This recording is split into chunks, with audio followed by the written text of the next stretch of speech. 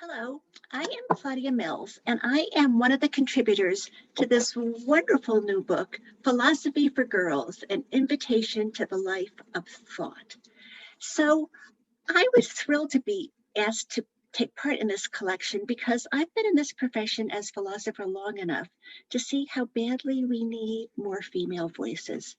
In fact, back when I started out, when I was in graduate school, my first year in graduate school, we had to take an oral exam on the work of some great philosopher and really study that person's work and be prepared to talk about it in an exam. Well, the exam was actually called the Great Man Exam because it was taken for granted there would be no woman who would be someone who would be worthy of our study in that way. Now, a lot has changed since then. There's now a lot of wonderful women doing philosophy. In fact, many of them are featured in this collection.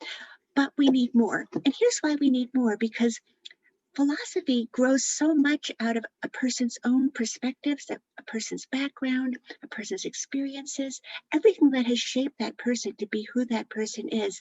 And that means we need diversity in philosophy. We need diverse people with diverse experiences and diverse thoughts. And so we need more women. And so this book is an invitation to young women to get excited about philosophy and join us in it.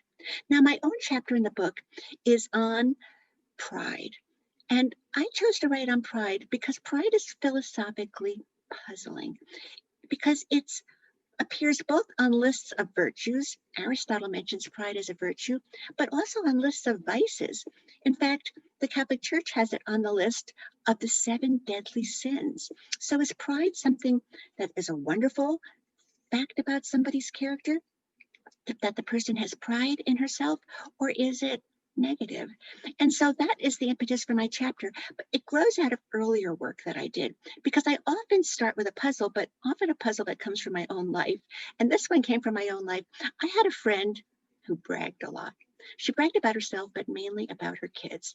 And it bothered me. And then I thought, but wait, this friend is a good friend. So why aren't I happier about all the wonderful, amazing, terrific things happening to her kids? Why aren't I happier? And why is it a problem why do I criticize her for bragging rather than criticize myself for not being more gracious and accepting of her good news? So I wrote a piece on the ethics of bragging, boasting, and crowing, about the ethics of sharing your good news with others, and asking these questions about when is this problematic and when is this sort of a wonderful kind of thing. So I extend that in my chapter on pride here.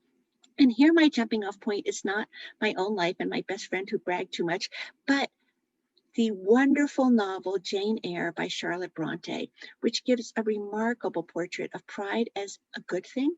The pride that Jane, an orphan who is neglected and abandoned and abused, the pride that Jane feels in herself is a virtue. But then when she goes to the home of Mr. Rochester, she encounters pride as a negative.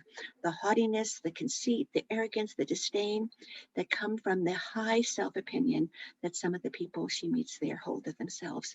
So in my chapter, I try to figure out what makes Jane's pride so good and the pride of these other characters so much less admirable.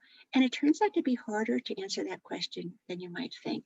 So I hope that you will come and join with me on this philosophical journey. Thank you.